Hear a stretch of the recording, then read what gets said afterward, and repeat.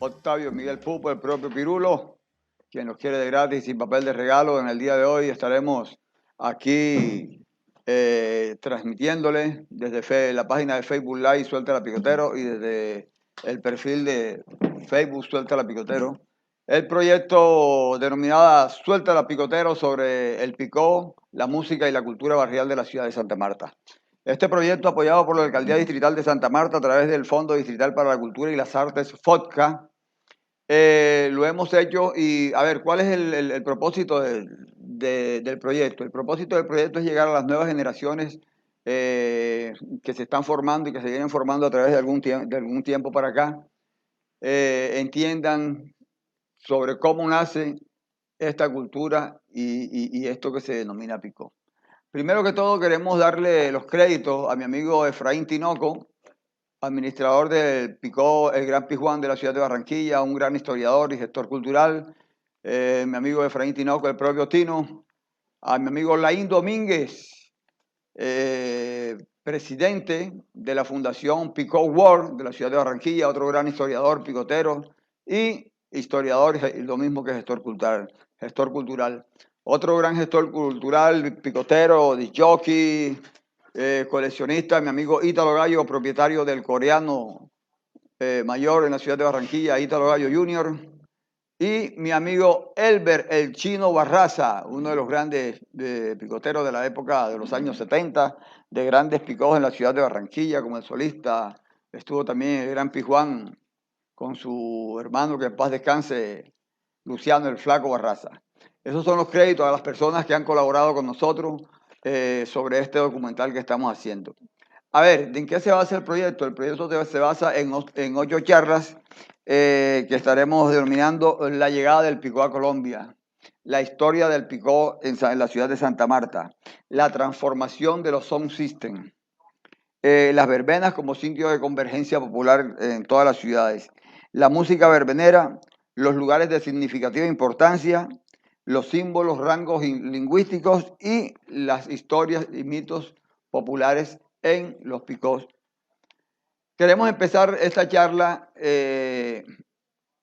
con una pregunta que se hacen todos ustedes y que de pronto la nueva generación no sabe. ¿Por qué se llaman picó? A ver, ¿por qué se llaman picó?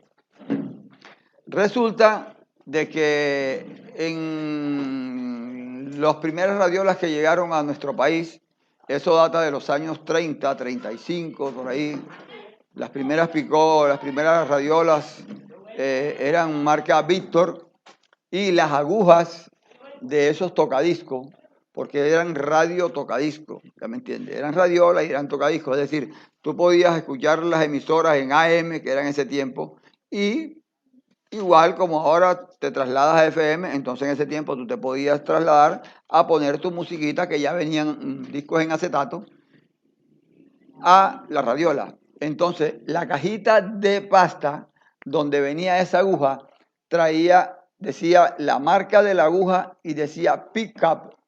Ya me entiendes. La palabra pick-up, así como se escribe, P-I-C-K-U-P. Bueno, esa es una de las teorías por la cual se presume que se le denomina picó. La otra es que, como en ese tiempo los picós eran pequeños y se transportaban en unas camioneticas de Platón, con un Platón atrás, en los Estados Unidos esas camioneticas se las llamaba pick-up. Entonces, se cree que por ese término también de las camionetas se le denominaba picó a estos aparatos. Pero los historiadores coinciden más en que fue por la aguja o la cajita donde venía la aguja que decía pick-up. ¿Ya me entiendes? Nos remontamos a la historia y empezamos de dónde nace el primer picó en Colombia. Bueno, nadie discute esto. Esta charla la estamos ejecutando desde la ciudad de Santa Marta, pero vamos a la historia de dónde nace el picó, porque el picó es una cultura no solamente a nivel de costa, ya se ha llegado a la ciudad de Bogotá y a muchas ciudades del país, e incluso se ha internacionalizado, porque en la ciudad de Nueva York y en Melbourne, Australia, hay picós también. Entonces ya nuestra cultura no solamente es nacional, sino internacional. Entonces, ¿a dónde vamos? ¿Dónde nace el primer picó? Nos remontamos al año 1937. Un señor llamado Jaime Pinzón, que en paz descanse, era ingeniero, era técnico de la aeronáutica civil en la rama de la electrónica. Este señor tenía en el barrio, propiamente dicho, en el barrio San Roque de la ciudad de Barranquilla, en su casa, junto con sus hijos, un taller donde arreglaba los equipos de ese tiempo, los equipitos de sonido, los radiecitos de pila y todas esas cuestiones, ¿ya me entiendes? El señor, como era técnico, y como todo técnico le gusta, como dice uno en el argot popular, curucutear, empezó a revisar los planos de las radiolas en ese tiempo, y de ahí fue sacando hasta que él elaboró un plano e hizo una máquina hechiza, una máquina artesanal de un solo tubo, y con un parlante de campo. Yo creo que los jockey y los dueños de picó en la actualidad no conocen el parlante de campo. Era un parlante que no traía imán, sino que traía una bobina que era conectada a un 110, y eso era lo que le daba el campo magnético para traducir el sonido al parlante. Eso era lo que se denominaban parlantes de campo. Entonces este señor hizo el primer picó. La figura de los picós de antes era más o menos la figura de los picós del tiempo de los escaparates. De pronto no con la misma técnica ni con los mismos rasgos detallados ni nada, un poco más rudimentario, pero sí era la cajita, traía su tela y una columnita. Entonces el señor Pinzón, en el año 1938, en precarnavales, saca el picocito de él al ruedo en el barrio Revolú, en el barrio San Roque. Entonces, esto fue un boom, ¿ya me entiendes? Porque es que las radiolas de antes las ponían en las casas y eso escasamente se lograba escuchar ahí en la salita de la casa. Eso no, ni siquiera a la puerta de la calle llegaba. Entonces, cuando este señor saca ese picó de un tubo con un parlante y una columnita, eso fue un boom. Lo saca en un precarnaval en el barrio San Roque, figúrate tú. Eso, cipote holgorio que se armó. Bueno, ese es el primer picó que se arma en la ciudad de Barranquilla. ¿Qué pasa? Que al señor Pinzón todo mundo ya iba a alquilarle para los quinceañeros, para los cumpleaños, para los matrimonios, el picocito, ¿ya me entiende? Entonces él hace otros picocitos para alquilar. Seguimos con la formación de los picós, van saliendo nuevos técnicos y llegamos al año 1950, cuando ya hay muchos técnicos en la ciudad de Barranquilla, entre ellos los hermanos Ariza. Los hermanos Arizas también arman unos picós que los cogen para alquilar, pero en ese tiempo no tenían nombre los picós, todavía los picós eran la cajita esa con la malla y una columnita. Los hermanos Ariza arman sus picó también para alquilarlo. En ese tiempo le decían, no, el picó de los hermanos Ariza, el picó de la familia Matos, el picó de los Ramírez, ya me entienden, no tenían nombre. Hasta que nos remontamos, después de la época del 50, bueno, a partir de la época del 50 ya empiezan a salir varios picó. Antes de llegar a la época del 70, ya hay algunos picó formados en Barranquilla, de pronto con 4 parlantes, con 5 parlantes, todos ellos de campo, desde luego, porque la tecnología no había irrumpido hasta el parlante de imán. Todo esto eran parlantes de campo. Entonces llegan y empiezan a fabricar esos aparatos, como le digo, y los hermanos Ariza fueron uno de los primeros que sacan un picó ya con nombre, que le ponen el nombre del picó, el psicodélico. Aunque la historia narra que el primer picó pintado en Barranquilla fue un picó que se llamó el 1913. ¿Ya me entienden? Bueno, seguimos a la época de los picó. Pasamos el año 1950 y llegamos al año 1970, cuando ya salen las grandes máquinas en la ciudad de Barranquilla, las que ya ustedes conocen, en Soledad el Solista, en Barranquilla el Timbalero, estaba el Coreano, el Sibanicú, el Fidel, el Gran Tonka y cualquier cantidad de picos en la ciudad de Barranquilla. Esos picos ya empiezan a sonar en las casetas y en las verbenas y en los salones burreros de Barranquilla. ¿Qué pasa?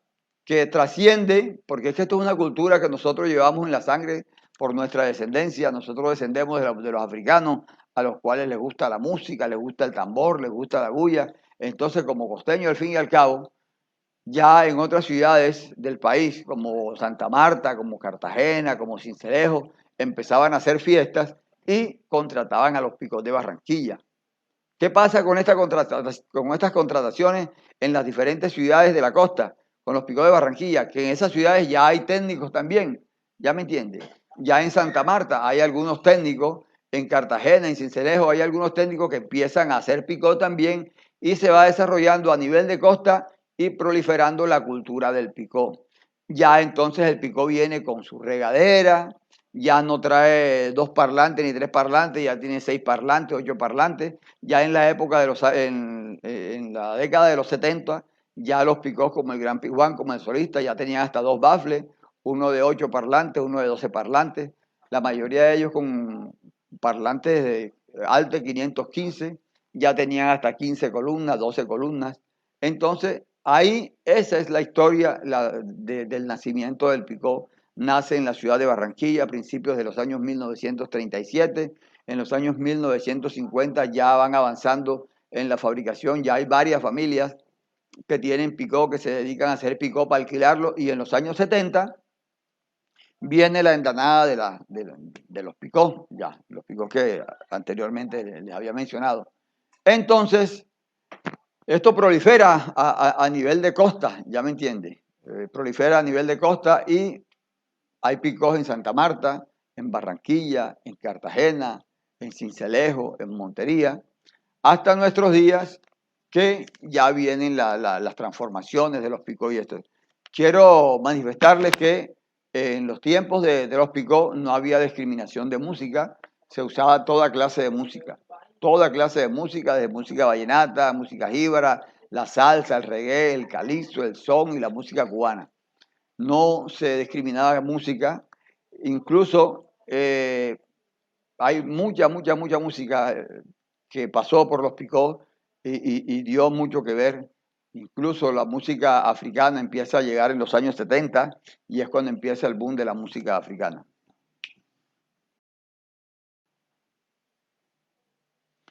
Bueno amigos, esta es la historia del picó en Colombia. Es una historia que no tiene mucho alargue, es una historia corta, ya me entiende.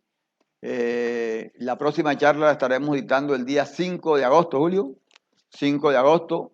Ahí es una charla de pronto de más profundidad porque estaremos narrando la historia del pick-up en Santa Marta. Quiero recordarle que este proyecto es apoyado por la Alcaldía Distrital de Santa Marta a través del Fondo Distrital para la Cultura y las Artes FODCA.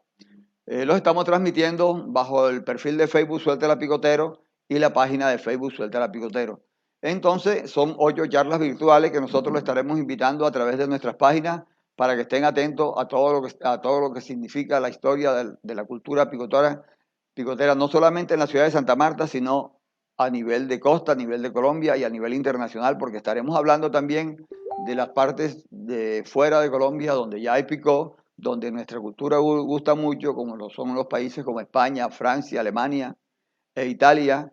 Todos esos documentales se los estaremos transmitiendo a ustedes en la próxima charla de Suéltala Picotero. Les habló el amigo de ustedes, Octavio Pupo. Queremos agradecerle también a mi amigo Julio Che Moreno, a mi amigo allá en el corregimiento de Taganga, a mi amigo Román Matos, mi pana, mi brother, que lo quiero de gratis, sin papel de regalo. Entonces ya saben, los espero el próximo 5 de agosto a esta misma hora en la página Suéltala Picotero. Les habló su amigo y querido Octavio Pupo, el propio Pirulo, quien nos quiere de gratis y sin papel de regalo.